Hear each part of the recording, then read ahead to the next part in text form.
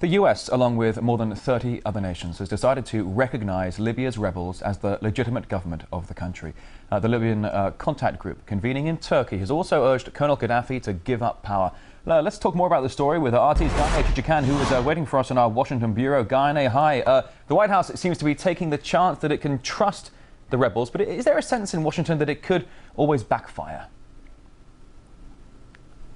Well, Rory, Hillary Clinton has announced Washington now accepts the Transitional National Council as the legitimate governing authority of the Libyan people. And diplomatic recognition of the council means that the U.S. will be able to fund the opposition with some of the more than $30 billion in Gadaffi regime assets that are frozen in American banks. But it's not only that. The Obama administration has provided overwhelming military and political support for this transitional council. The head of the council has recently traveled to Washington, showed his gratitude, asked for more support. Analysts say it's no surprise that he's being propelled to power in Libya by Washington. Mustafa Abdul Jalil has studied in the U.S. for years. He has taught in the U.S., so he's quite well connected with the United States. But help often comes with strings attached, and some say the Libyan opposition leader is sure to get instructions from Washington on how to return the favor, so to say. But some experts also point out that in an attempt to propel certain people to power, the West supports the rebels, and the rebels are not a homogenous group. There are all kinds of people there. Some radical elements as well. A former jihadist who renounced his al-Qaeda affiliation in 2000 says he estimates 1,000 jihadists are among the rebels in Libya. One Libyan rebel commander has openly admitted his fighters have al-Qaeda links. And even a U.S.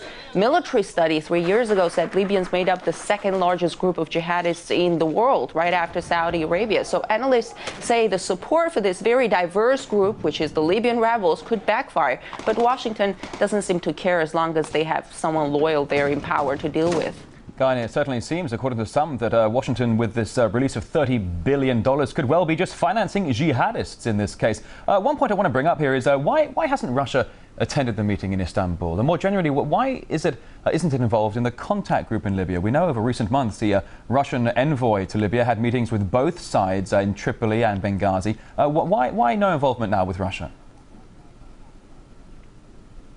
Well, the problem is that the Libyan people have not chosen this council as their leaders. And that's why Russia, for example, has not joined the Transitional Council cheerleaders pool. Many Libyans say they don't understand why it's up to the West to decide who is legitimate, who is their legitimate leader and who is not. Libya now is as divided as ever because of the constant bloodshed. Animosity is growing and the rift between the Libyan people is getting deeper. So the Libyan people are far from having made their choice. And but the West has obviously made the choice for them, and there is a view that's shared by the whole of the international community, including the critics of what NATO is doing in Libya. And that view is that Colonel Gadaffi must go, and there's no place for him in Libya's future. But many criticize the scope of the foreign intervention, saying there must be limits to taking sides in a civil war.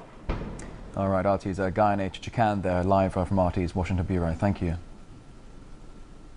Well, Mark Almond, a modern history lecturer at Oxford University, says that Western countries are trying to say as little as possible about who's among the ranks of the Libyan opposition, as some revelations might prove embarrassing.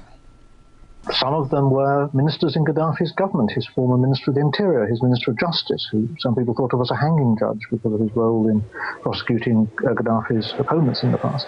Then there are people who apparently fought in Iraq, for instance, against the American occupation.